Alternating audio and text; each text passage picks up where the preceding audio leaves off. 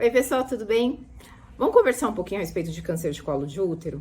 Eu sei que é uma doença que é bem conhecida de uma boa parte da população, que é relativamente fácil de detecção e um tratamento que proporcionalmente, né, se a gente consegue detectar rápido, ele também é um tratamento mais simples, mas que ainda é uma das maiores causas de mortalidade por câncer entre pessoas com útero e mulheres. Então, vamos tentar falar um pouquinho a respeito disso, até para a gente ficar um pouco desconfortável, para cutucar pessoas que você talvez conheça que estão deixando um pouco a prevenção de lado e lembrar o quanto é importante a gente ter esse movimento de prevenção, ao invés de esperar acontecer, seja pelo motivo que for, porque eu não gosto de ir ao médico, porque o exame é desconfortável, porque eu tenho medo de descobrir se eu tenho ou não alguma coisa. Ficar no escuro é sempre pior. A gente acaba deixando passar oportunidades que são importantes e resolver coisas que podem ser resolvidas de uma forma mais simples.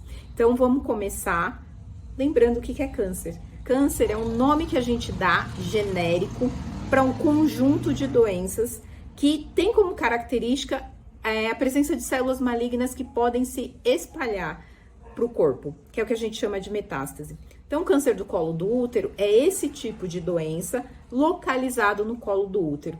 Lembrando que cada câncer tem uma característica diferente. Então, o câncer de mama tem as suas características, que é diferente do colo do útero, que é diferente do de cólon,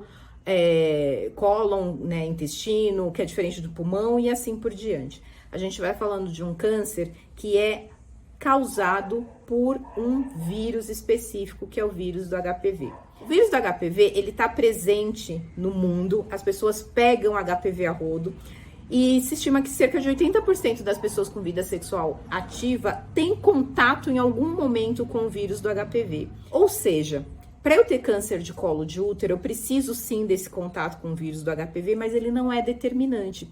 O que determina que eu vou ter o câncer é, além do contato, ter a infecção persistente pelo HPV.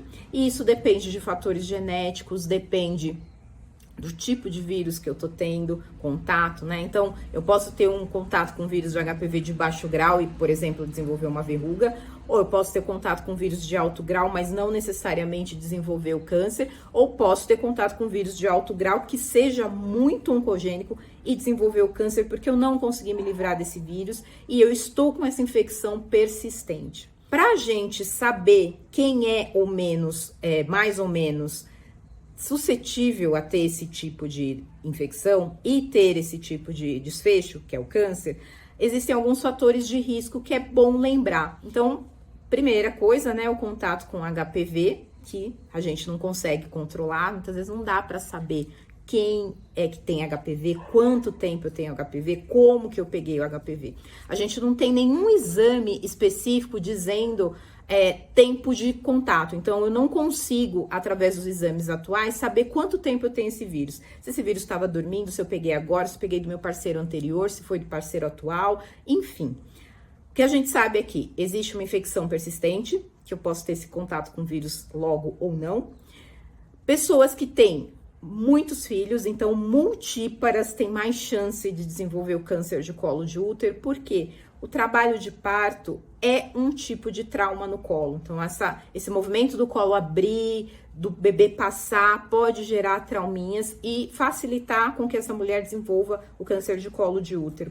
Um outro fator é a questão de uma vida sexual, o início de uma vida sexual muito precoce. Então, as meninas, as adolescentes que começam a ter relações sexuais muito cedo, elas tendem a ter contato com o vírus HPV muito cedo, podem ter mais parceiros ou não, né? Isso varia muito de pessoa para pessoa, mas o sistema imunológico ainda não está bem maduro, ainda está em formação, né? A adolescência é uma fase de formação e eu posso manter essa infecção persistente por mais tempo. O fato de ser tabagista, então cigarro, ele é fator de risco para câncer, não só câncer de pulmão, não só de orofaringe, mas também câncer de colo de útero. E o uso de contraceptivos orais hormonais. Então, a pílula contraceptiva, o anticoncepcional que a gente usa, ele acaba sendo um fator de proteção para câncer de ovário, por exemplo, mas ele é um dos fatores de risco listados para câncer de colo de útero. Isso significa que eu não vou tomar mais pílula, que é pior, Não. é só para prestar atenção. Então, se você usa contraceptivo hormonal oral e você tem muito medo, você pode, por exemplo, trocar a via, então deixar de usar o oral e usar uma outra via, ou simplesmente continuar usando, já que você está confortável com esse método contraceptivo, mas ficar de olho e fazer os exames de rotina. E aí a gente pede exame de rotina quando, para quem? Pelo Ministério da Saúde, OMS, é indicado fazer a coleta da citologia oncótica, que é o que a gente chama de Papa Nicolau, a partir dos 25 anos. Eu posso fazer antes? Claro que pode, né? Você pode fazer a coleta do Papa Nicolau, por exemplo, quando começa a ter a vida sexual ativa. Porém, como eu falei, existe uma interação hospedeiro e o vírus. Então, muitas vezes, as meninas mais jovens, embora elas tenham muito contato com o vírus, embora elas tenham uma taxa de infecção muito alta, há um clareamento, né? Esse vírus, ele é eliminado de uma forma mais fácil. Então, acaba não sendo tão interessante assim colher antes dos 25 anos. Pode colher? Pode. Mas se eu não quiser colher, eu posso ficar dentro desse protocolo do Ministério da Saúde, que vai dos 25 até os 65 anos. Depois de 65, posso colher? Também posso colher, mas também não é mais interessante, porque a infecção ela já é praticamente nula depois dessa idade. Então, a gente vai pegar a faixa etária que mais tem câncer de colo de útero. A gente faz a coleta dessa idade, né, dos 25 até os 65. O ideal é fazer 2 coletas consecutivas em 2 anos diferentes. Então, fiz esse ano, fiz o ano que vem. As 2 coletas estão normais. Eu repito de 3 em 3 anos. Posso fazer todo ano? Eu me sinto mais confortável fazendo todo ano? Claro, você pode fazer todo ano se você quiser. Mas, em termos de rastreamento, muitas vezes não é necessário, né? Você pode esperar até 3 anos para fazer uma nova coleta de Papa Nicolau. E o que o Papa Nicolau vê? Ele vê o câncer? Não. O Papa Nicolau, ele é um exame de rastreamento. Então, ele vai procurar, a gente colhe o Papa Nicolau no colo do útero, então você vai, para quem já colheu, né? Coloca o espéculo, abre lá dentro, a gente olha o colo do útero, passa uma escovinha e uma espátula lá para coletar amostras de células. Essas células vão para uma lâmina, ou em alguns casos, né, em laboratórios mais modernos, a gente coleta em citologia líquida, que tem uma acurácia muito maior, uma sensibilidade melhor do que a lâmina, mas é um exame mais caro também. Então, a gente manda isso para o laboratório e quem vai ler, né, o citologista que vai olhar, ele vai ver se tem ou não células que são alteradas, células que estão indo em direção ao câncer. Por quê? A gente tem, entre o normal e o câncer, uma série de alterações que vão acontecendo gradativamente.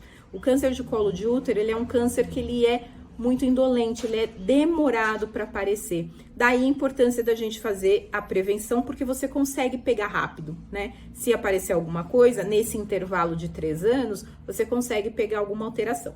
Pois bem, então a gente vai levar essas células para o citologista, ele vai olhar e ver se tem ou não alguma coisa errada. Se tiver alguma célula alterada, uma quantidade razoável, né? Ele vai mandar o laudo com a alteração que ele encontrou.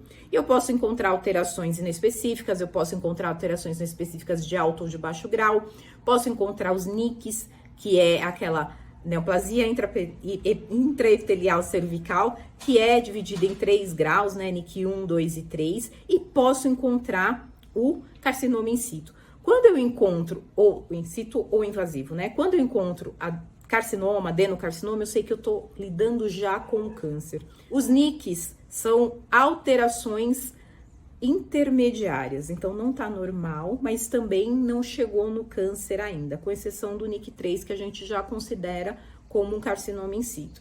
E as alterações que podem ser tanto artefatos, como processo inflamatório e outras coisas assim. Dependendo do caso, o médico que tá te acompanhando vai te encaminhar para fazer um exame mais específico, que é a colposcopia. A colposcopia, ele é um exame para enxergar o colo do útero com corantes específicos e ver se você tem ou não uma alteração e em que lugar essa alteração está. Então, é um exame bem melhor para saber onde é que está o problema. Se tiver alguma alteração, o médico vai fazer uma biópsia do lugar onde está essa alteração. Então, não vai ser uma coisa aleatória como é no Papa Nicolau, por exemplo. Ele é bem localizado. Feita essa biópsia, vai ser analisada e se tiver algum tipo de alteração mais específica, aí pode ser indicado só a retirada desse pedacinho que tá com problema. Então, não preciso tirar meu útero inteiro, eu não preciso fazer uma cirurgia muito radical por conta disso.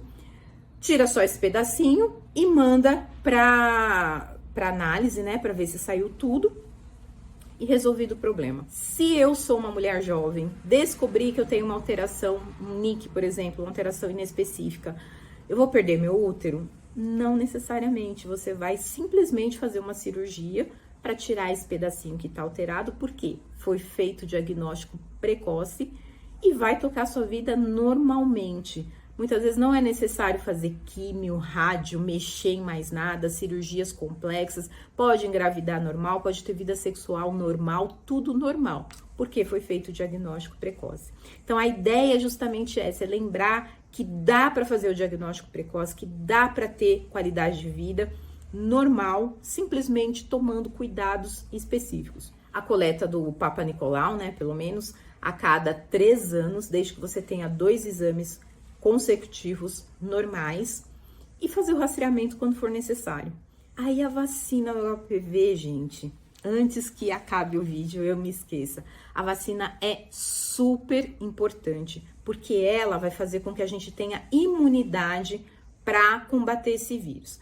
Na rede pública, essa vacina ela tem um prazo para ser aplicado, então geralmente as meninas tomam por volta dos 9 até uns 13 anos, você consegue aplicar 13, 14 anos. E os meninos também têm que tomar, porque embora a infecção pelo HPV seja menos frequente entre os meninos, ela não é zerada. E eles podem também ter infecção. Então, é importante que os meninos também façam parte dessa corrente, né? Tanto para nos proteger, para não ter o contato com o vírus e não desenvolver a doença mais para frente, quanto para a proteção deles mesmo, né?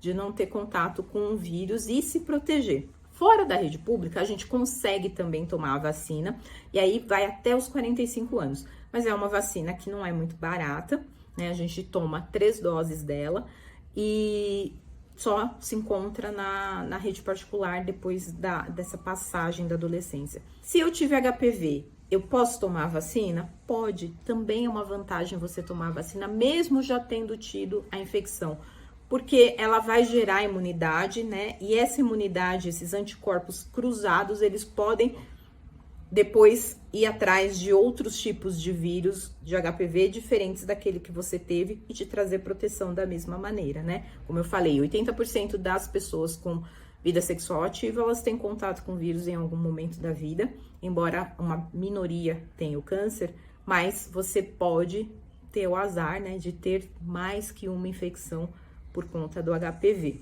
E o último tópico que eu quero lembrar, para o vídeo não ficar longo demais, é a questão do eu não consigo colher Papa Nicolau, só tem esse exame, tem outra coisa que eu posso fazer?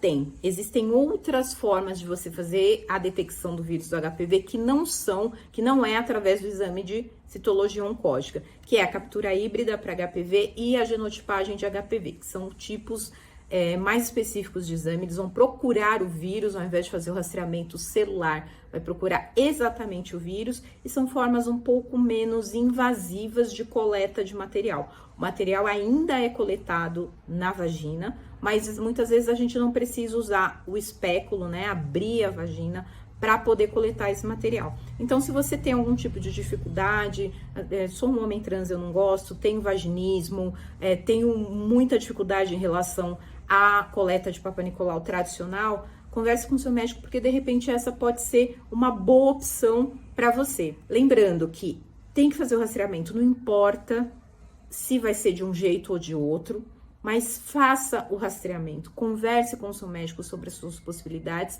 e esteja aberta a realmente novas possibilidades de tratamento, porque é uma doença que é muito fácil da gente detectar, os exames não são tão caros assim, são exames que estão acessíveis e são fáceis de ser encontrados e não justifica hoje, em pleno século XXI, a gente ter tantas mulheres morrendo devido a câncer de colo de útero.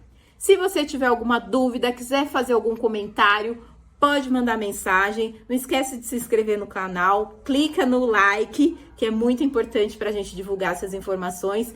Um beijão e até o próximo vídeo.